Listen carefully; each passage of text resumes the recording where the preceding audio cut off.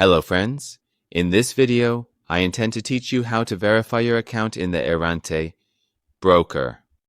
After registration, you enter your date of birth along with your nationality in the section below. If you have any political activities, you respond in this section. You enter your education along with your occupation,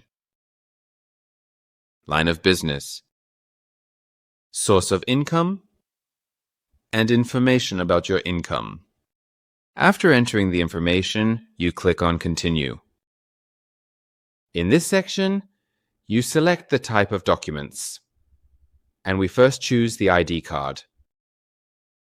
You enter the type of your ID card along with the ID card number, and upload a photo of the front and back of your ID card.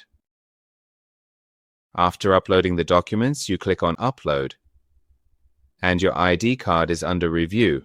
You click on this section again and select Proof of Address. And to register your address, you choose the type of document. Additionally, you enter the country of residence, city, full address, postal code, and in this section, you upload a document such as a bill or a bank statement. Please note that the date on the document should be a maximum of 6 months old. And finally, you click on Upload. And your documents are under review. And as you can see, friends, our account was verified after 2 hours.